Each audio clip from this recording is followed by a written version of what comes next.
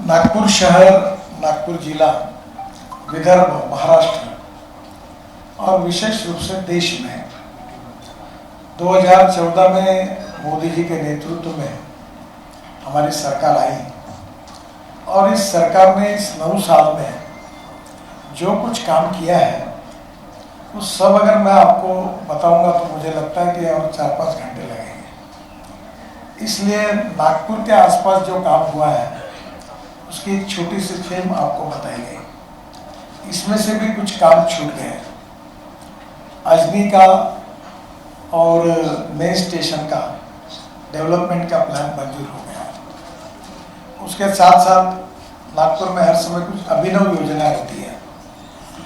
Wardha road के ऊपर हम जब निकलते हैं तो जहाँ रिंग रोड क्रॉस होता है वहाँ एक बहुत बड़ा गोल है जिसमें 4.5 हेक्टेयर जगह है।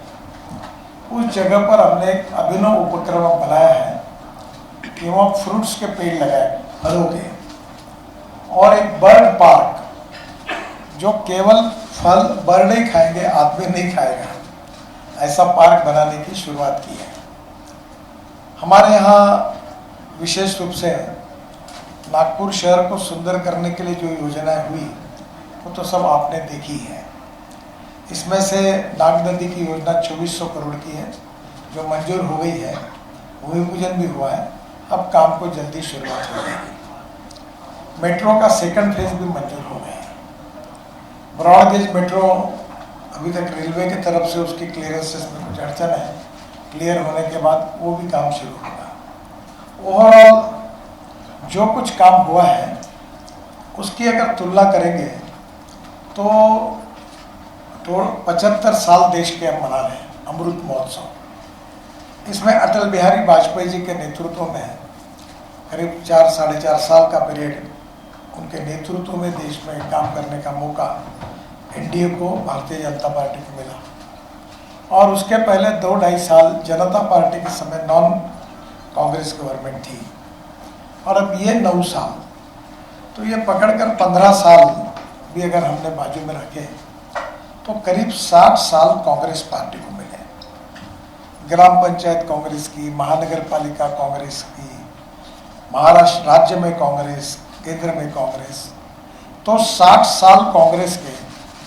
और करीब आज बाकी तो बातों में मैं नहीं जाऊंगा, पर 9 साल मोदी जी के नेतृत्व में भारतीय जनता पार्टी के। इसका जो कंपैरिजन होगा देश में होगा, राज्य में होगा, नागपुर में होगा, नागपुर जिले में होगा, वो पूरा लेखा जोखा आपके सामने है।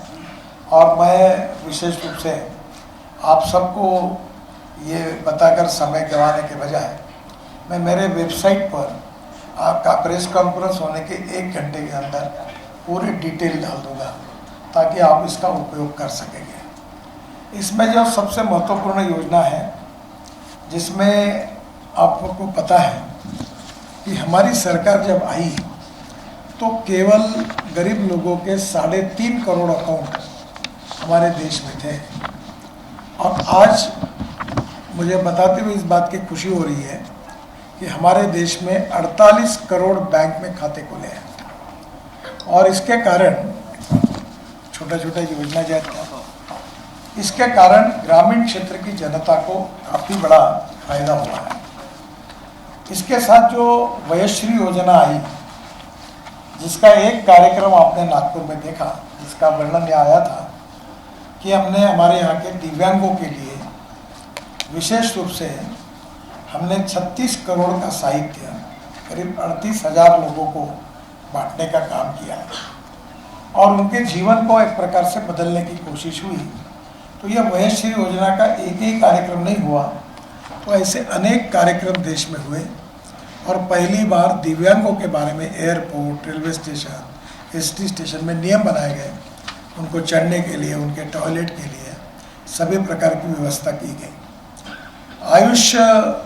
आयुष्मान भारत योजना में करीब 10 करोड़ गरीब परिवारों को 5 लाख रुपए तक पर फैमिली को हॉस्पिटल में ऐसा पूरा कॉम्पेंसेट पैसा होता है। और 27 करोड़ इसमें अकाउंट खोले हैं। पीएम उज्ज्वला योजना में आपको पता है कि हमारे यहाँ कोयले के ऊपर, लकड़ी के ऊपर चलता था। अब इस योजना में 9.6 करोड़ गैस कनेक्शन दिए गए गरीब लोगों को, ताकि प्रदूषण भी कम हुआ और आंखें भी कैटरैक्ट होता था, क्योंकि धुएं के कारण बहुत घर में नुकसान होता था। जब हम जाते थे कई गांव में तो धुआं ही दिखता था, आज वो धुआं कहीं दिखता नहीं, ना लकड़ी जलती ना कोयला जलता। आज सही अर्थ में उज्ज्वला योजना में गैस के कनेक्शन मिले हैं। जनधन योजना का मैंने अभी बताया कि आपको 49 करोड़ अकाउंट्स खुले हैं। अब उसमें उनमें कुछ लोगों को क्रेडिट कार्ड भी मिला, उनके साथ साथ उनको लोन भी मिला, और एक प्रकार से हजारों करोड़ का डिपॉजिट गरीब लोगों का बैंकों में आया। फिर स्वच्छ भारत अभियान, इसमें 11.72 करोड़ टॉयलेट्स बनाए। मुझे बहुत खुशी है कि अभी हमने दिल्ली में रिंग रोड में करीब 20 लाख टन कचरा रोड पे डाल दिया। अहमदाबाद डोलेरो हाईवे में 30 लाख टन अहमदाबाद का कचरा डाल दिया। और अब हम पॉलिसी तैयार कर रहे हैं कि कचरे को सेग्रीगेट करके उसका रोड में उपयोग करेंगे। तो पर्यावरण के दृष्टि से इस प्रकार के अनेक इनिशिएटिव मोदी जी के नेतृत्व में स्वच्छ भारत अभियान के निमित्त लिए गए। नागपुर में भी स्वच्छ भारत अभियान में हमारा भी नंबर काफी ऊपर आया, और नागपुर ये पहला देश है, पहला प्रदेश है, पहले शहर है कि हमारे यहाँ का टॉयलेट का पानी रिसाइकलिंग करके, जब अनिल सोले महापौर थे तब से हम MSCB को पावर जनरेशन के लिए पुरानी खापर खिला दे रहे हैं। इसके साथ PM किसान सम्मान निधि, इसमें 6,000 करोड़ पर ईयर 3 इंस्टॉलमेंट में करीब 11 करोड़ किसानों को ये पैसा जाता है, जिसमें 80% schedule caste, schedule tribal, OBC है। मुद्रा योजना, जिसमें 40 करोड़ बेनिफिशरीज हैं, और इसमें माइक्रो क्रेडिट, रेडी पटरी वाले छोटे छोटे लोगों को काफ़ी लोन मिला है। मुझे बड़ा आश्चर्य लगा कि एक मेरी पत्नी कोऑपरेटिव बैंक के अध्यक्ष, मैंने उनको आग्रह किया कि ई-रिक्शा को दो, तो उन्होंने कहा कि पैसे डूब जाएंगे। तो उन्होंने मेरे कहने पर 300 ई-रिक्शा को फाइनेंस किया। तो 300 के 300 लोग ईमानदारी से पैसा भर रहे, कोई डिफॉल्ट नहीं कर रहा। हमारे कृष्णा खोपड़े जी आमदार, उनकी क्रेडिट सोसाइटी है, उन्होंने भी कम से कम 700-800 ई-रिक्शा को फाइनेंस किया। तो एक प्रकार से गरीब लोगों को बड़े प्रमाण पर इस समय मुद्रा योजना में फाइनेंस मिला। पानी पूरी वाला, भेलपूरी वाला, चाइनीज रेस्टोरेंट वाला, तो एक प्रकार से इन लोगों के जीवन में मुद्रा योजना के कारण बहुत बड़ा परिवर्तन हुआ। और आपको पता होगा कि मैं जब MSCB का मंत्री था तो हमने एक ऐसी स्कीम बनाई कि भारत सरकार से हमने बैंकों को एश्योर किया कि 5 लाख करोड़ का रोड जो है, यानी इसको हम लोग आपके लोन को इंश्योर करेंगे। और इंश्योरेंस ट्रस्ट में हमने वो पैसा भरा और उसका इंश्योर किया, ताकि पैसा डूबता है तो हम भर के देंगे। तो 5 लाख करोड़ की योजना में बांटे जा रहे, जो श्योर गारंटी है उसकी कि बैंकों के उसके कोई दायित्व नहीं आएगा। प्रधानमंत्री आवास योजना में अभी तक 3 करोड़ लोगों को घर मिले हैं। करीब नागपुर में भी अभी तक कितने हो गए? 4.5-5 नागपुर में भी हमने प्रधानमंत्री आवास योजना में अनेक घर बनाए हैं और जो गरीबों को मिले हैं। वैसे PM सुरक्षा बीमा योजना, ये भी जीवन ज्योति बीमा योजना, ये भी बहुत इम्पोर्टेंट है। इसमें एक्सीडेंट का इंश्योरेंस है और करीब 30 करोड़ लोगों को इसमें सुरक्षा बीमा स्कीम, करीब 13.53 करोड़ लोगों को हमने इसका बेनिफिट दिया है, जीवन ज्योति स्कीम का। फिर मेक इन इंडिया, इसमें कम से कम बेस्ट क्लास इंफ्रास्ट्रक्चर बनाया, मैन्युफैक्चरिंग, डिजाइनिंग, इनोवेशन। इसके साथ हमारा रैंकिंग 143 रैंक था 2014 में, आज वो 63 पे आया है। और ईज ऑफ डूइंग बिजनेस में इन सब लोगों को उसमें राहत मिली। स्मार्ट सिटी मिशन, आपको मालूम होगा कि हमारे यहाँ पूर्व नागपुर में पार्टी क्षेत्र में काफ़ी कॉन्क्रीट के रोड बने, लोगों को घर मिले, पानी, ड्रेनेज की व्यवस्था हुई। ऐसी स्मार्ट सिटी मिशन हमारे देश में अनेक शहरों में हुआ जिससे निश्चित रूप से स्मार्ट सिटी और स्मार्ट सॉल्यूशन पिछड़े हुए क्षेत्र को मिला। ये जल जीवन मिशन जो है हर जगह पर नल और पानी पीने के लिए to provide tap connection in every rural household 19 crore लोगों को हमने ये योजना दी और इसमें से अभी तक 12 करोड़ कनेक्शन आज तक के डेट में पूरे हुए। डिजिटल इंडिया स्कीम, इसमें 5.47 लाख कॉमन सर्विस सेंटर्स खुले हैं। सुकन्या समृद्धि योजना, पीएम स्वनिधि योजना, स्टार्टअप योजना, अमृत सरोवर, ये अकोला में पंजाब रॉ कृषि विद्यापीठ में मैंने NHI की तरफ से 36 तालाब बना के दिए। वेटरनरी यूनिवर्सिटी में करीब 6 तालाब बना के 7 तालाब बना के दिए। इतना ही नहीं तो हमारे देश में करीब 45,000 अमृत सरोवर बने। तो ये अमृत सरोवर में वाटर कंजर्वेशन का बड़ा काम हुआ। स्किल इंडिया मिशन में 40 करोड़ यंग लड़कों को हमने स्किल के साथ ट्रेन किया।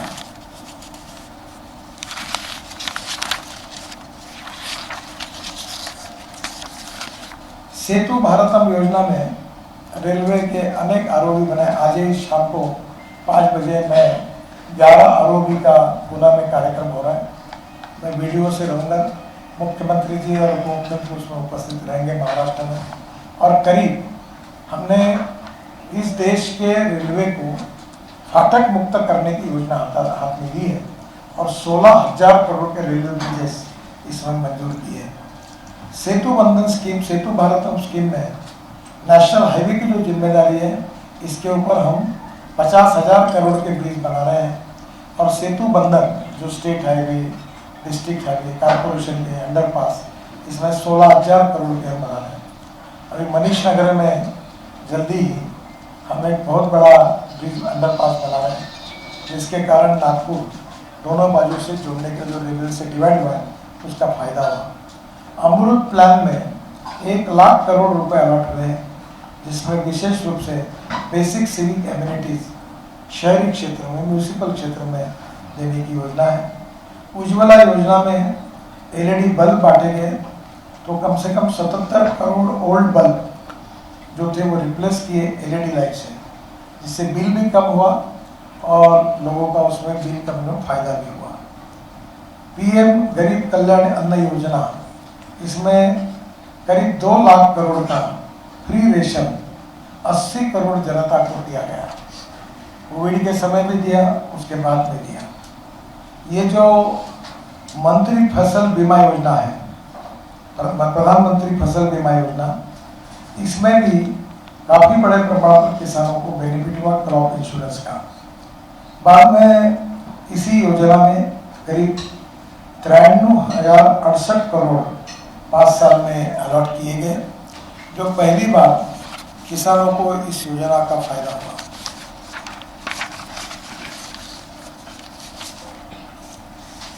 प्रधानमंत्री कौशल्य विकास योजना, 1 करोड़ 37 लाख लोगों को इसका ट्रेन किया गया। फिर उड़ान योजना जो हवाई जहाज में जाते उसमें हमने उसको सब्सिडाइज किया, रेट कम किए। 1.16 करोड़ लोगों को चीप एयरफेयर से देश में घूमना है। प्रधानमंत्री कहते थे कि हवाई चप्पल पहनने वाले अब हवाई जहाज में जाएंगे, वो सिद्ध हुआ।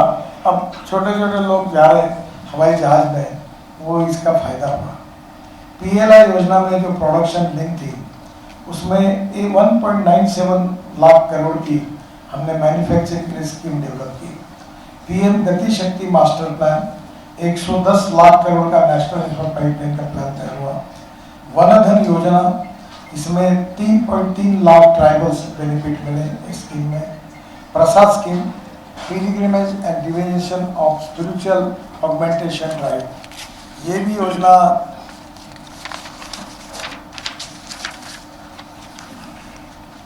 करीब इसमें इन्वेस्टमेंट 1586 करोड़ की प्लान की गई।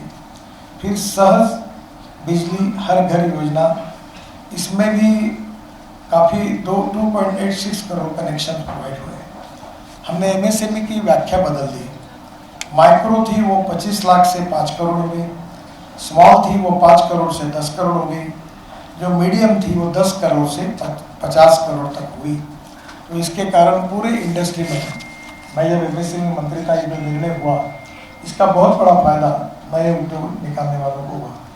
Prime minister employment generation programme में up to 35% direct subsidy on new micro enterprises open under प्रधानमंत्री एम्प्लॉयमेंट जनरेशन प्रोग्राम। इसमें डबल द कैपिटल लिमिट, ये जो 25 लाख की थी वो 50 लाख की। तो एक प्रकार से सरकार के काम के मूल्यांकन में दो प्रकार की बातें मोटी तौर पर है। इंडिविजुअल बेनिफिट स्कीम्स, वो एक उसका चैप्टर है जो गांव, गरीब, मजदूर, किसान को इसका फायदा हुआ। और दूसरा फैक्टर जो है वो इंफ्रास्ट्रक्चर डेवलपमेंट है, जो वाटर, पावर, ट्रांसपोर्ट, कम्युनिकेशन, स्वच्छता, स्मार्ट सिटी, इस टाइप का है। आपको मालूम होगा कि हमारे शहर में इलेक्ट्रिक बसेस आई, पहले इथेनॉल बस आई। अब तो मैं एक स्कीम बना रहा हूँ कि मेरा एक सपना है कि एक आने वाले 5-7 साल में पूरे देश में इलेक्ट्रिक बस हो जाए पब्लिक ट्रांसपोर्ट के लिए। डबल डेकर इलेक्ट्रिक बस है। अभी मैंने रिक्वेस्ट की है कि हमारे यहाँ जो सीनियर सिटीजन और दिव्यांग में हम शेगांव लेके जाते हैं, तो और 2 बसेस ला रहा हूँ मैं, और फुकट में शेगांव, माहौर सीनियर सिटीजन जाएंगे। एक दिन पत्रकारों को भी रखेंगे। आपको सबको हम लोग फ्री ऑफ चार्ज टूर करवाएंगे और डबल डेकर बस लाएंगे, विशेष रूप से दिव्यांग और सीनियर सिटीजन के लिए। वैसे और बहुत सी स्कीम है कि हमने, जिसमें स्वास्थ्य विभाग में बहुत सी योजनाओं में हमारे कार्यकर्ता लगातार काम करते रहे। सबसे अच्छी बात है कि कोविड के समय आप सबके सहयोग से उस कठिन समय में हमारी सरकार ने बहुत काम किया। देश में वेंटिलेटर्स नहीं थे, ऑक्सीजन के प्लांट नहीं थे। मैंने खुद अपने यहाँ नागपुर और अपने इधर 100 करोड़ के ऑक्सीजन के प्लांट, मेयो, एम्स, मेडिकल, छोटे छोटे हॉस्पिटल को दिए। 60-70 हमने एम्बुलेंसेस अच्छी दी, हमने 500 वेंटिलेटर्स दिए। वो तो छोटे छोटे ऑक्सीजन के क्या कहते हैं उसको, कॉन्सेंट्रेटर, बाईपैक 5-6 हज़ार बांटे। और सब प्रकार की मदद हमारी कार्यकर्ताओं ने अलग अलग क्षेत्र में एम्बुलेंसेस दी। हमारे सभी एमएलए ने, मुझे याद है मोहन और बाकी सबके एमएलए के क्षेत्र में अन्न क्षेत्र चला। तो सरकार ने उस समय पूरे तरह 2 लाख करोड़ का अनाज जो है वो लोगों को दिया। उसके बाद सबसे इम्पोर्टेंट चीज़ है कि रेमडेसिविर की शॉर्टेज था, वो हमने उपलब्ध कराया। फंगस के इंजेक्शन, लोग मर रहे थे, वो आए। और सबसे बड़ी बात इसका जो विशेष रूप से कोविड के ऊपर लस थी, क्या कहते हैं, नहीं, कोविड की लस जो थी, कोविशील्ड, वो पहली बार हमने देश को वैक्सीन उसका हमने तो देश में बनाया, पर पहले बार हमने देश के अनेक दुनिया के लोगों को वैक्सीन दिया और उनकी भी जान बचाने का काम हमारी सरकार ने किया। मैं तो कहूँगा कि नागपुर शहर, महाराष्ट्र, देश, इन सब की डेवलपमेंट का इतना बड़ा लेखा जोखा है। कुछ फिल्म पे आपको पता चला, कुछ हमने किताबें आपको दी, उसका है। थोड़ा बहुत मैं वेबसाइट पर डालूंगा, पर यह प्रक्रिया चलती रहेगी, क्योंकि प्रधानमंत्री जी का सपना है कि हम आत्मनिर्भर भारत बनाएंगे, हम सुपर इकोनॉमिक पावर बनाएंगे, हम $5 ट्रिलियन की इकोनॉमी बनाएंगे, हम रोजगार की निर्मित करेंगे और हमारे देश को दुनिया की नंबर 1 की महाशक्ति बनाएंगे। तो अब ये प्रक्रिया शुरू हो गई। मेरे डिपार्टमेंट में 7 वर्ल्ड रिकॉर्ड हुए, 7 जो वर्ल्ड रिकॉर्ड हुए रोड कंस्ट्रक्शन में। और इतना ही नहीं, तो इसके साथ साथ अनेक बातें ऐसी हैं जो बड़े प्रमाण पर बदल कर हो रही है, जिससे हमारा देश बदल रहा है। और ये जो 9 साल थे, ये भारत के विकास का एक युग था, एक स्वर्णमय विकास का युग था। और ये 9 साल मोदी जी के नेतृत्व में हमारी सरकार ने पूरे किए। इसका लेखा जोखा जनता के सामने जाना चाहिए, इसलिए आपके सम्मुख आकर इसका बहुत संक्षिप्त में मैंने प्रेजेंटेशन किया, क्योंकि इसमें कुछ बातें आपको डिटेल में दी हैं। तो मैं बहुत आपका आभारी हूँ। आप इसके अलावा भी इस विषय से रिलेटेड जो भी कुछ पूछेंगे उसका जवाब देने की मैं कोशिश करूँगा। बहुत बहुत धन्यवाद, आप सब लोग आए हैं और प्रेस कॉन्फ्रेंस के बाद भोजन भी करना है, मैं भी आपके साथ भोजन करूंगा। सर, इस 9 साल का विकास का पाठ आपने पढ़ाया है, वैसा विशेष सूची में 14 विकास की बातें भी आई हैं, लेकिन अहम बात इसमें नहीं आई है जो कि देश में जो बेरोजगारी बढ़ी है, सरकारी नौकरियां कितनी दी है आज तक 9 साल में, ये आपने इसमें बताया नहीं है। कितनी नौकरी दी है और आगे कितनी सरकारी नौकरियां देंगे, ये थोड़ा बताइए। देखिए, सबसे पहली बात होती है रोजगार और स्वयं रोजगार। रोजगार और स्वयं रोजगार, अभी मैं बताने के लिए भूल गया, नागपुर में ही केवल मिहान में 68,000 लोगों को डायरेक्ट एम्प्लॉयमेंट मिला है। मैं फैक्ट्री वाइज आपको आंकड़ा दूंगा और आने वाले समय में भी 10 साल पूरे होने के पहले मैं आपको 1 लाख पूरा कर दूंगा। रही बात, सरकार ने रेलवे में, पुलिस में, सब जगह ओपन करके आदेश दिया है कि आपके पास जितनी वेकेंट जगह है उसकी करो। दूसरी बात, जब रोड में 60% रोड कंस्ट्रक्शन बढ़ा है तो इसका मतलब आज बड़े प्रमाण पर रोड में रोजगार निर्माण हुआ। जैसे कंस्ट्रक्शन इक्विपमेंट का इंडस्ट्री दुगनी हो गई तो नेचुरली जितने बनेंगे उतना रोजगार निर्माण होगा। तो सरकार में भी रोजगार निर्माण हुआ है, प्राइवेट सेक्टर में भी हुआ है। अभी मैं आपके यहाँ आने के पहले मैग्नीज्योर ऑफ इंडिया के एमडी के साथ बैठा था और उन्होंने जो प्रोडक्शन बढ़ाया, कोल इंडिया में जो प्रोडक्शन बढ़ा, ये इतना बड़ा है कि एक समय हम 26 मिलियन टन थे कोल इंडिया में, आज हम लोग 70 मिलियन टन पहुँचे हैं। इससे रोजगार निर्माण हुआ। मैग्नीज्योर ऑफ इंडिया में एक समय हम 10 से 12 लाख मिलियन टन थे, अब हम करीब 20 लाख मिलियन टन से ऊपर पहुंच गए। आज भी मैंने उनको कहा कि ये माइंस अभी ओपन करो। तो इसी प्रकार से इंडस्ट्रियल सेक्टर में, प्राइवेट सेक्टर में अभी हमारे यहाँ बड़ी बड़ी कंपनी आ रही है। टेक महिंद्रा आया, 3,000 लोग ले रहे हैं। SCL है, उन्होंने 3,500-4,000 ले, अभी 20,000 तक जा रहे हैं। टाटा इन्फोसिस करीब 22,000 लोगों को ले रहे हैं। ऐसी सब कंपनियां इतनी बड़ी बड़ी आई है कि निश्चित रूप से एक दिन मैं प्रवीण को कहूँगा कि एक बार आप सब लोगों को मिहान में ले जाकर, मिहान में कैसी डेवलपमेंट हुई इसका एक बार जानकारी आपको जरूर मिलेगी। तो ऐसी अनेक बूटी-बुरी MIDC एरिया, इसमें भी काफ़ी बड़ी प्रमाण पर डेवलपमेंट हो रही है। अब सबसे बड़ी बात बताता हूँ, आज मैं घोषणा कर रहा हूँ कि मदर डेयरी हमारे यहाँ अभी एक मैन्युफैक्चरिंग 400 करोड़ रुपए का, रसगुल्ले से लेकर श्रीखंड से लेकर सब प्रकार का मैन्युफैक्चरिंग नागपुर में डाल रही है और उनको हमने 10 हेक्टेयर जगह उनको देना है और ये पूरे साउथ इंडिया को और मध्य भारत को मदर डेयरी के पूरे प्रोडक्ट नागपुर से जाएंगे। अब इसका सबसे बड़ा फायदा कुछ होगा तो विदर्भ में जो मदर डेयरी दूध का उत्पादन कर रही है वो आज 3 लाख लीटर दूध लेती है। ये फैक्ट्री खुलने के बाद वो 30 लाख लीटर दूध खरीदी करेगी तो विदर्भ के किसानों को समृद्धता और संपन्नता मिलेगी, नए रोजगार निर्माण होंगे।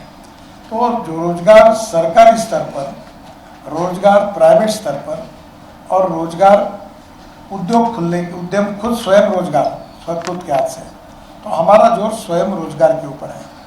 मैं अक्सर लोगों को कहता हूँ कि नौकरी मांगने वाले नहीं, नौकरी देने वाले नहीं। और मुझे लगता है कि ये संख्या काफ़ी बड़ी है।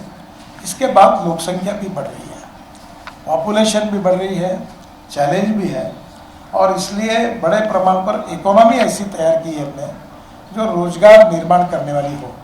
अभी जैसे मेरे सेक्टर में रोपवे, केबल कार, फेनिकुलर रेलवे, मैं 260 करोड़, 2,60,000 करोड़ नहीं, 260 प्रोजेक्ट 1,30,000 करोड़ के 5 साल में बना रहा हूँ।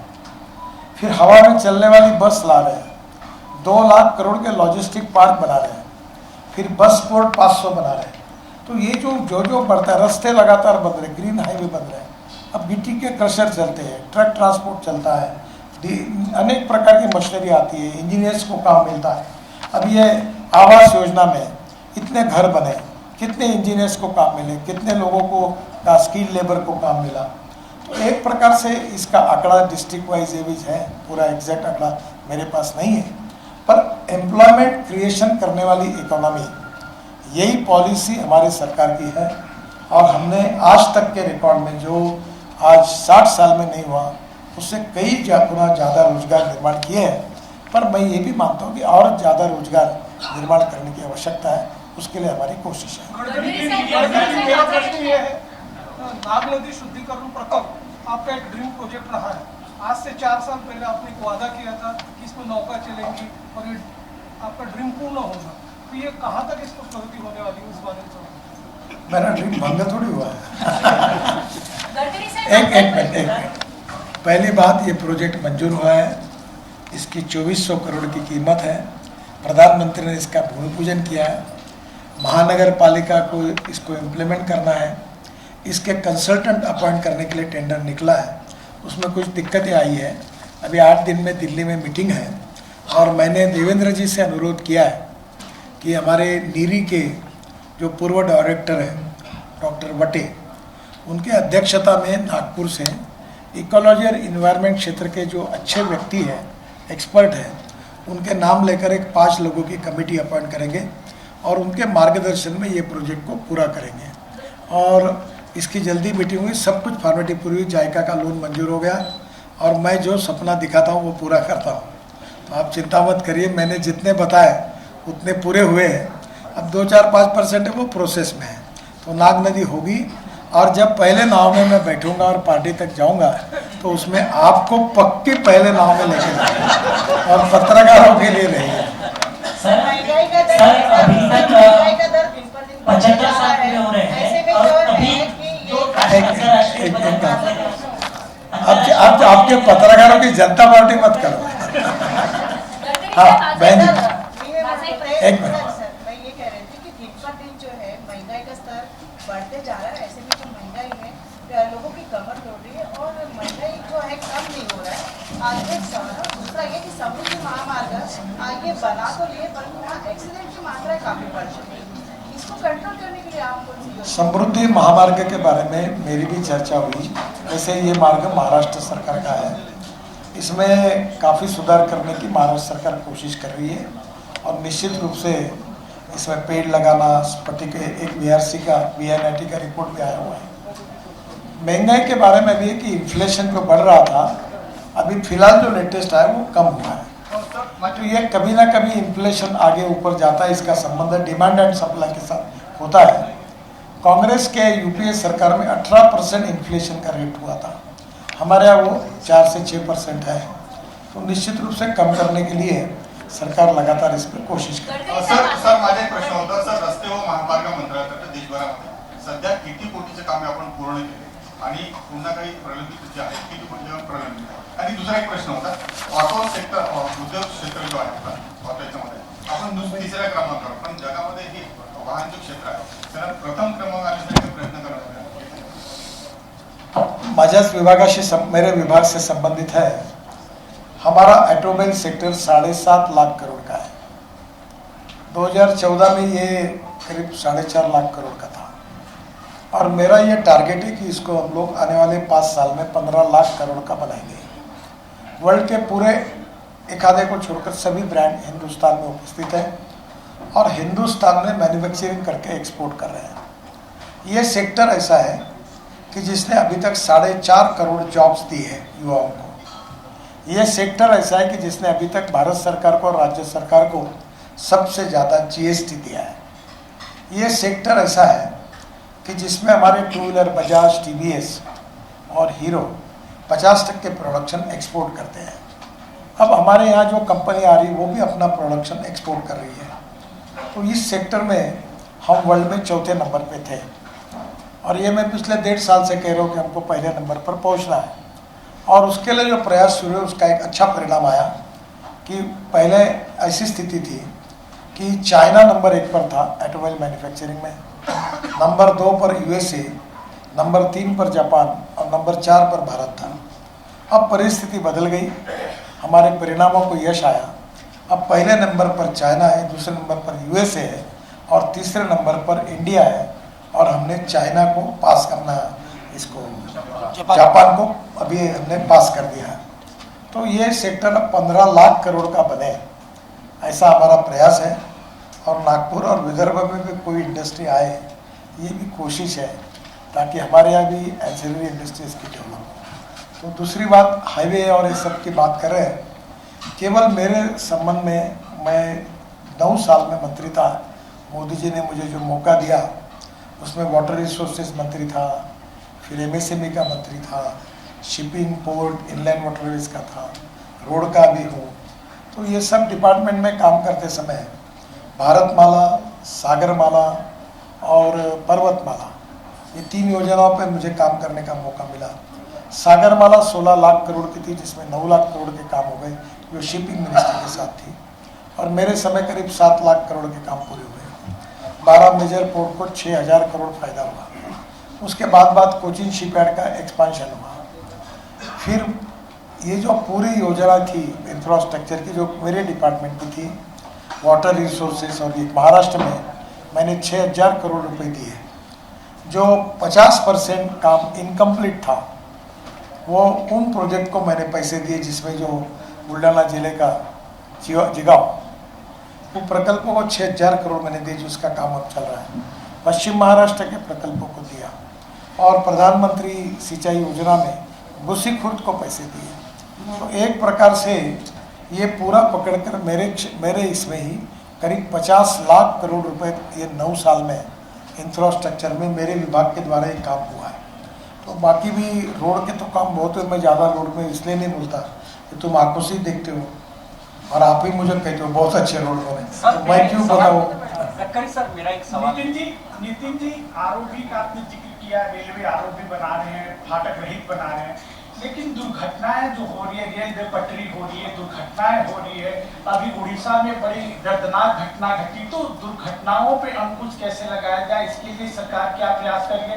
चाहे वो सड़क हो, चाहे वो रेल हो, वहाँ पे जो दुर्घटनाएं हो रही है, जो डेथ हो रही है, उसके लिए क्या प्रयास किया जा रहा है? देखिए, पहली बात तो सड़क में बहुत दुर्घटनाएं होती हैं, 1.5 लाख एक्सीडेंट होते हैं, और करीब 5 लाख एक्सीडेंट होते हैं और 1.5 लाख मौतें होती हैं, और मरने वालों की संख्या 18 से 34 वयोवृद्ध की 60% होती है। मैं लगातार कोशिश कर रहा हूँ, खूब नए कल एक बहुत अच्छा कार्यक्रम हुआ, आप में से कुछ लोग थे। पहली बार एक पायलट प्रोजेक्ट हमने किया है कि नागपुर के कुछ चौकों पर जो लोग सिग्नल का पालन करेंगे, नियमों का पालन करेंगे, उनको बोनस मिलता है। अभी पहले हम वायलेट किए तो सज़ा करते थे, अभी हम लोग जो जाते हैं उनको पॉइंट्स मिलते हैं। और 100 कंपनियां हैं, कहीं पेट्रोल डीजल सस्ता मिलता है, कहीं आपको किराना सस्ता मिलता है, कहीं अलग अलग ब्रांड है। 100 बड़ा अच्छा उसका ऐप है, कल मैंने वो लॉन्च किया, और 35 करोड़ रुपए का बेनिफिट नागपुर की जनता को मिला है, और करोड़ों लोग इसका फायदा ले रहे हैं। तो मैंने कल एक बात उनको कही, और आप लोगों का सहयोग चाहिए कि ये ह्यूमन बिहेवियर से संबंधित है।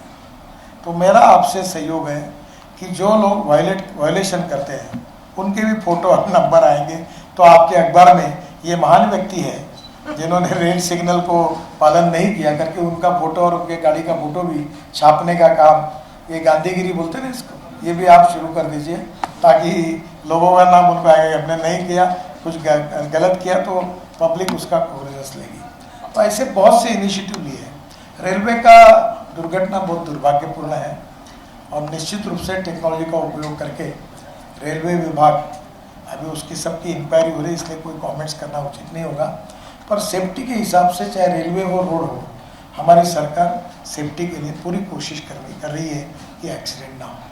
गडकरी साहेब, नागपूर संबंधित उड्डाणपुला संबंधित आहे, मानकापूरचा जो उड्डाणपूल आहे तो आपल्या कस्तुरबा पार्क समोर उतरतो, आपलं इंडोर स्टेडियम पासून तर कस्तुरबा पार्क पर्यंत, पण संविधान चौकातून ते NIC चौकापर्यंत त्याला बंद करण्यात आला आहे। नंतर मग तो रोड आहे तो काय नेहमीसाठी बंद होईल का? ऍक्च्युली झालं कसं आहे की संविधान चौकातून जो ट्रॅफिक आहे ते डिझाईन चुकलं आहे। हा, ते डिझाईन चुकलं तर ते नेहमीसाठी त्याच्याकरता आता मध्ये ब्रजेश दीक्षित साहेब आता नाही आहे, पण त्याचं एक डिझाईन तयार केलं आहे मेट्रोने, आणि आता कुठल्या तरी योजनेतून ते करून त्याला सुधारण्याचा प्रयत्न करू।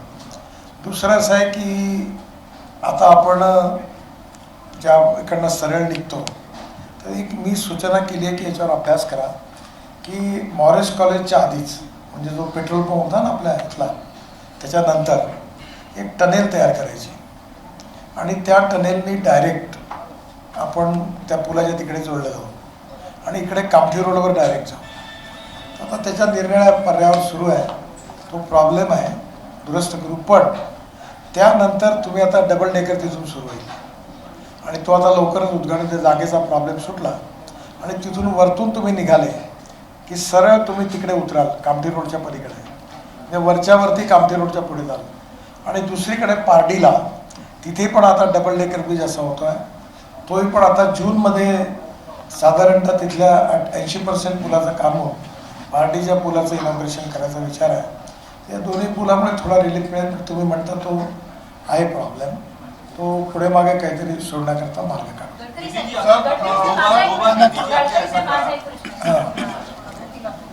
माझा एक प्रश्न आहे, तुम्ही मोदी सरकारची संपूर्ण 9 वर्षाची कारकीर्द मांडली. निश्चितच मोदी सरकारच्या कार्यकाळात देशाच्या सीमा सर्वात आधी तर सुरक्षित केल्या जात आहेत, त्याबद्दल वाद नाही. पण माझा हा प्रश्न आहे, पण मोदी सरकारच्या कार्यकाळामध्ये पहिल्यांदा असं इतिहासात घडलं आहे की महिला कुस्तीपटू या एका खासदाराच्या विरोधात सतत जानेवारी महिन्यापासून जे रस्त्यावर उतरलेले आहेत, त्याच्याविषयी तुम्ही काय म्हणता? तुमचा विषय महत्त्वाचा आहे, पण आजच्या प्रेस कॉन्फरन्सचा विषय जो आहे तो 9 वर्ष सरकारच्या. मी नंतर कधी भेटून आपल्याशी याच्यावर चर्चा करेन. सर, एक महत्वाचा प्रश्न असा आहे, हे काम सगळं सुरू आहे महाराष्ट्रापासून, आरोप कुठले तुमच्यावर झाले नाही. पीएनसी डिपार्टमेंट असेल, पीडब्ल्यूडी असेल, नेहमी आरोप होत असतात. तर अशा विभागामध्ये काम करताना 9 वर्ष तुम्ही काम केलं, तुमच्यावर कुठलाही आरोप झाला नाही, भ्रष्टाचाराचा आरोप झाला नाही तुमच्या विभागावरती. हे साध्य कसं केलं? 7 वर्ल्ड रेकॉर्ड झालाय, हा 8वा वर्ल्ड रेकॉर्ड तुम्ही कसा केला? याच्यामध्ये पहिली गोष्ट अशी आहे की मी 50 लाख कोटी रुपयाची कामं केली आणि मला याचा पूर्ण नम्रतापूर्वक मी तुम्हाला सांगू इच्छितो की मी तुमच्यासमोर हिमतीने आणि स्वाभिमानाने हे बोलू शकतो की एकाही कॉन्ट्रॅक्टरला माझ्याकडे कॉन्ट्रॅक्ट मंजूर करण्याकरता यायची गरज पडली नाही आणि पडणार नाही. दुसरी गोष्ट अशी की या बाबतीत कुठल्याही प्रकारचा भ्रष्टाचार आम्ही केला नाही, होणार नाही याची काळजी घेतली. एक गोष्ट खरी आहे की या संदर्भात आम्ही डिजिटल सिस्टीमच अशी डेव्हलप केली आहे की त्याच्यामध्ये पूर्ण टेंडर प्रोसेस आहे. आता आमच्याकडे प्रॉब्लेम वेगळा आला, मी एवढं लिबरल केलं की 30% आणि 40% बिलो टेंडर गेले. आता त्याच्यामुळे काही अडचणी तयार झाल्या, पण आम्ही ट्रान्सपरंट आहोत, टाईम बाउंड आहोत, रिझल्ट ओरिएंटेड आहोत आणि करप्शन फ्री आहोत. आणि मी नेहमी आग्रह करतो याच्याकरता की आमच्या जिथे जे सत्ता असेल त्या ठिकाणी नेहमीच आम्ही हे पालन केलं पाहिजे की कुठल्याही प्रकारचा भ्रष्टाचार होता कामा नये आणि भ्रष्टाचाराबद्दल कडक रिॲक्शन घेतली पाहिजे. पैसा कमावणं गुन्हा नाही. मी गेले कमीत कमी 40 वर्षापासून काम करतो आहे आणि मी नेहमी कार्यकर्त्यांना सांगतो की तुम्ही इमानदारीने पहिले 2 पैसे तुमच्या आयुष्यात कमवा, परिवाराची जबाबदारी पूर्ण करा आणि मग काम करा. राजकारणात पैसे कमवण्याचा धंदा होऊ शकत नाही आणि तुम्हाला जर काही धंदा करायचा असेल तर सरकारशी रिलेटेड नका करू. आणि मी अनेक कार्यकर्त्यांना मार्गदर्शन करतो, सहकार्य करतो आणि ते आपल्या पायावर उभे राहावे असा प्रयत्न करतो. त्यामुळे हळूहळू दिस इज द टाईम की we need to redefine the definition of politics. म्हणजे पॉलिटिक्स म्हणजे सत्ताकारण आणि सत्ताकारण म्हणजे लक्ष्मी दर्शन असं नाही. पॉलिटिक्स म्हणजे समाजकारण, राष्ट्रकारण आणि विकासकारण. Politics is a instrument of socio economic reform आणि समाजातल्या गरीब माणसाची सेवा करण्याकरता मी आलो आहे आणि त्याचा आनंद वेगळाच आहे. मी माझ्या जन्मदिनी 2 ॲम्ब्युलन्स हे घेतल्यात आणि आता तिथे रोज डोळे तपासणं आणि कान तपासणं. मला खूप आनंद होतो. रोज रात्री मला फोटोग्राफ मिळतात की आज 150 लोकांचे डोळे तपासले, 200 लोकांचे कान तपासले. आता माझी इच्छा आहे की त्यांना 100 रुपयाच्या चांगला क्वालिटीचा चष्मा कसा देता येईल, कानाला ऐकू येत नाही तर मशीन कसं देता येईल. मी आता एक कमाल टॉकीज चौकात एक जागा मिळाली आहे आमचे प्रभाकर येवलेंच्या सहकार्यामुळे. तिथे मी मोठी बिल्डिंग बांधतो आता आणि मला खूप गरीब लोक भेटतात. त्यांना आपल्या इथे CT स्कॅन करायचं असतं, MRI करायचं असतं. MRIची किंमत 15,000 रुपये. तर मी आता कमाल चौकात MRI आणतो आहे. तो MRI 1500 रुपयात मिळेल, CT स्कॅन 600, 800 रुपयात मिळेल आणि पॅथॉलॉजीच्या किती टेस्ट केल्या तरी 2000, 3000, 5000, 200 रुपयात होतील आणि डायलिसिस फक्त 500 रुपयात होईल. जेणेकरून गरीब माणसाची सेवा करणं हे खरं राजकारण आहे. तरुण मुलाला रोजगार मिळवून देणं हे राजकारण आहे. जात पंथ धर्म भाषा याच्या वरती उठून आपण हे केलं पाहिजे. आणि त्यामुळे आमच्या पक्षामध्ये अनेक असे कार्यकर्ते आहेत, मी त्या काळात बघितले, की ज्यांनी आपलं आयुष्य पक्षाला दिलं. त्यांची घरं बर्बाद झाली. म्हणजे आता तुम्हाला सांगायला हरकत नाही, बच्चराजी व्यास त्यावेळी आमच्या कामगिरीचे वडील ते ॲडव्होकेट होते झाले, पण ते प्रॅक्टिस करायला कोर्टात पोहोचायचेच नाही, कारण जनसंघाचंच काम करत होते. अनेक लोक शिक्षक प्राध्यापक होते, ते शाळेच्या शेवटी पगारी सुट्ट्या व्हायच्या पण काम करत राहायचे. अनेक लोक आहेत की ज्यांनी बिचाऱ्यांनी आपलं आयुष्य समाप्त केलं. मला खूप आनंद झाला की मी एक नवीन प्रोजेक्ट नागपुरात घेतला आहे. तो प्रोजेक्ट असा आहे की नागपूर हे कशाकरता प्रसिद्ध होतं, हातमाग विणकारांकरता प्रसिद्ध होतं. तर मी आता पुन्हा एकदा एक पवनीकर नावाचा खूप चांगला अधिकारी हा तिकडे गेला, त्याला आणलं आणि त्याने आता माहिती त्याला म्हणलं माझी इच्छा आहे की नागपुरी साडी पुन्हा जगात गेली पाहिजे. आणि आता बांगलादेशमध्ये कोलबास्वामी प्रतिष्ठानतर्फे त्यांनी आता मागठे टाकले आणि कॉटनच्या एवढ्या सुंदर साड्या विणल्या की त्यांना मी आता तेलंगखेडीच्या ह्याच्यात म्युझिकल फाउंटेनमध्ये मी सांगितलं, त्या जागा सिलेक्ट केल्या की कोणालाही टेंडर काढून नाही द्यायच्या. ते जे गरीब लोक आहे नागपुरात किंवा विदर्भात काम करतात, भद्रावतीची पॉटरी आहे, बाबा आमटेंचा आनंदवन आहे, किंवा कोणी पॉटरी तयार करतं, कोणी आता नागपूरच्या साड्या ते आमचे चिंध्यापासूनचे गालीचे आहेत, त्या सगळ्यांना मी ते 18 ते 22 दुकानं त्यांना द्यायला आता सँक्शन केलं आहे. मी म्हणलं ह्या हँडलूम गरीब माणसाकरता काम केलं पाहिजे. तर अशा प्रकारे पुष्कळशा गोष्टीत तुमचा आशीर्वाद आहे. आमच्या हातून सगळं चांगलं होत नाही, कधी चुकही होत आहे, पण तुमच्या सगळ्यांच्या शुभेच्छा आणि जनतेची प्रेरणा यातून मिळालेली सत्ता जी आहे ती गरीब माणसाकरता आहे, हे वारंवार आमच्या पक्षातून कार्यकर्त्यांनाही सांगितलं जातं. आणि मला खूप आनंद आहे की नागपुरात देखील ही अनेक कार्यकर्ते माझ्यासमोर बसली आहेत आणि ही सगळी आपापल्या क्षेत्रात या कामाला प्रायोरिटी देतात. माझा वाढदिवस झाला याच्यापेक्षा जास्त आनंद आहे की कित्येक लोकांनी रक्तदान केलं. खरं म्हणजे या प्रकारची जी भावना, या प्रकारचं स्पिरिट जे आहे त्याचे अडवाणीजी म्हणायचे की पार्टी विथ ए डिफरन्स, हेच आमच्या पार्टीचं कॅरेक्टर आहे. आणि ते जोपासण्याचा आणि वृद्धिंगत करण्याचाच प्रयत्न सगळेजण मिळून करतात आणि त्याच्या आधारावरच काम करण्याचा प्रयत्न आम्ही सगळ्यांनी केला. आणि त्याच्यामध्ये आपल्या सगळ्यांच्या सहकार्याने या 9 वर्षात कुठल्याही प्रकारचा ब्लेम नाही आला.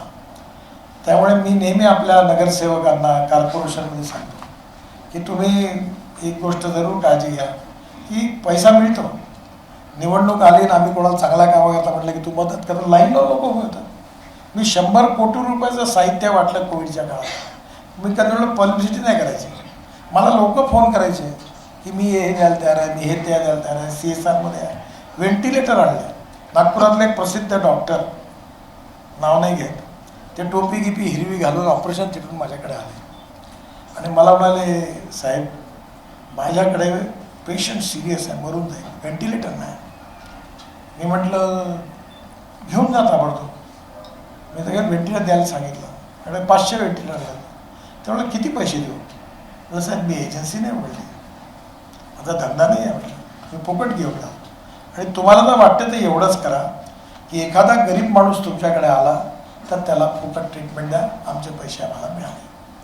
त्याच्यामुळे अनेक लोक अशी आहेत की ज्यांनी त्या काळात काम केलं आणि मला असं वाटतं की चांगलं काम करणाऱ्यांना तुमच्या सगळ्यांना 10 वर्षात 9 वर्षातल्या अनुभवातून नागपुरात विदर्भात आम्ही हे जे दिव्यश्री योजना आहे, मी तुम्हाला आमच्या कार्यकर्त्यांनी, महिला कार्यकर्त्यांनी दोन्ही पाय तुटलेल्या माणसाला तिने जेवण भरवलं. त्याचा व्हिडिओ आहे की त्याला बसता नव्हतं येत आणि तिने बिचारीने त्याला जेवण भरवलं. त्या लोकांना आमच्या महिला कार्यकर्त्यांनी जेवण भरवलं. त्याच्यामुळे हे जे काही पार्टीचं कॅरेक्टर आहे तेच आमच्या सगळ्यांची प्रेरणा आणि त्याच्यामुळे हे यश मिळालं असं मला वाटतं. तुम्हाला काय वाटतं, कापूस असेल, कांदा असेल, दर जे आहेत ते खूप खाली आलेले आहेत, शेती संदर्भात तुम्हाला काय वाटतं? आता आज सोडून द्या, पुन्हा कधी दिन आज या विषयावर. माझे 2 प्रश्न. तुम्हाला भूक नाही लागली अजून? हा, एक मिनिट. नागपूरसाठी येणाऱ्या 5 वर्षात तुमचं विजन काय? दुसरा प्रश्न, नागपूर एअरपोर्टचा प्रश्न असा खूप दिवसापासून रखडला मॉडर्नायझेशनचा, तो कुठे रखडला किती दिवस? पहिली आता विजन या बैठकीत तुम्हाला लिहायला खूप त्रास होईल, हेच तर खूप लिहावं लागेल. पुढच्या वेळी भेटून तेव्हा सांगेन. एअरपोर्टचा प्रश्न देवेंद्रजींनी लक्ष घातला आहे. सुप्रीम कोर्टात केस होती. मला असं वाटतं की बहुतेक आता क्लिअर झाली आहे, लवकरच मार्ग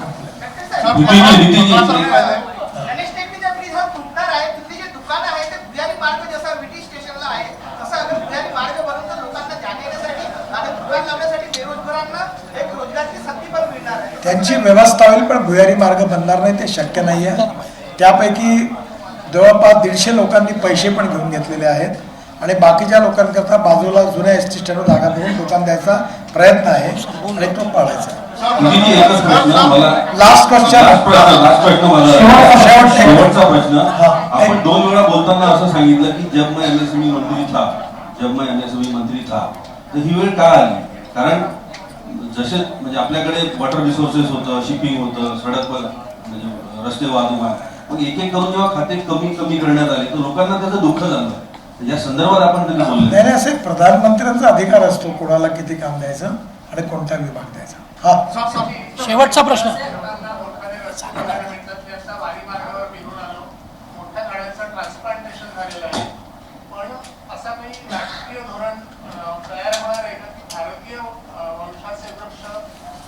आजूबाजूला असतील आणि त्याची सावली पण मिळणार. आम्हाला 5 एक्सप्रेसवे मिळत आहे, पण सावलीचा त्रास आहे. नागपूर शहराबद्दल बोलायचं, थोडासा तरी जास्त वेगानं वारा आला, झाडं उंमळून पडतायत, त्याच्या आजूबाजूला कुठलीही पाणी टाकण्याची व्यवस्था नाही. याच्याबद्दल पॉलिसी असं विचार आहे. मला वाटतं खूप महत्त्वाचा प्रश्न आणि तुमच्या सगळ्यांचं सहकार्य पाहिजे. आम्ही पहिल्यांदा आमच्या विभागात 50,000 झाडं ट्रान्सप्लांट केली आणि मी आत्ता 11 तारखेला संभाजीनगरला चाललो आहे, पैठणजवळ. सयाजी शिंदे नावाचे फिल्म ॲक्टर आहेत, जे साऊथच्या ह्याच्यात विलन म्हणून का पॉप्युलर आहेत खूप. आणि का परवा मी मोदी साहेबांना भेटलो, त्यांनाही पण मी विनंती केली की तुमच्या मन की बातमध्ये त्यांचं घ्या. ते 50 झाडं तिथे ट्रान्सप्लांट करायला जुने तर मी तिथे भेट देणार आहे. नागपूर शहरामध्ये झाडं लावण्याचा मोठा कार्यक्रम घ्यायचा आहे.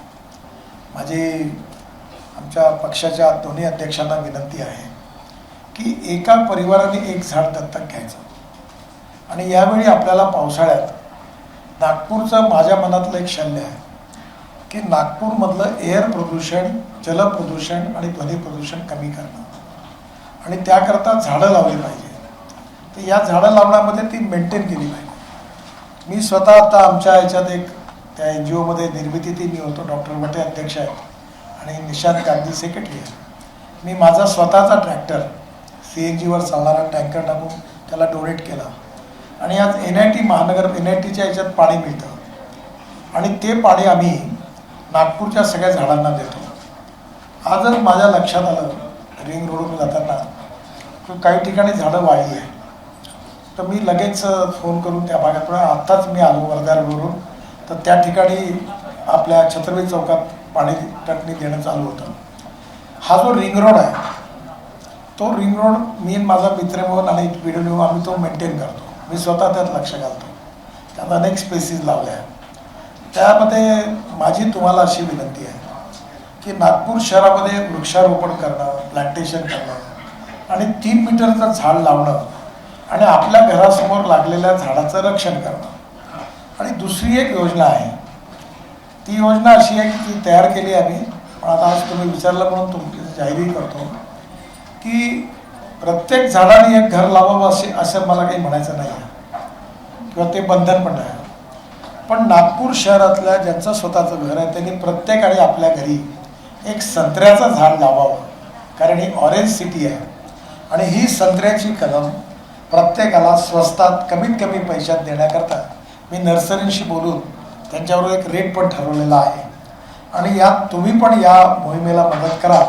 कारण ऑरेंज सिटी, टायगर कॅपिटल ही नागपूरची ओळख आहे. आता म्युझिकल फाउंटेन ही ओळख झाली, तर मला वाटते याच्यातून एक चांगली ओळख होईल आणि पर्यावरणाकरता तुम्ही सगळ्यांनी सहकार्य करावं अशी विनंती आहे. धन्यवाद. आपण सगळ्यांचे आभारी आहे. एबीपी माझा, उघडा डोळे बघा नीट.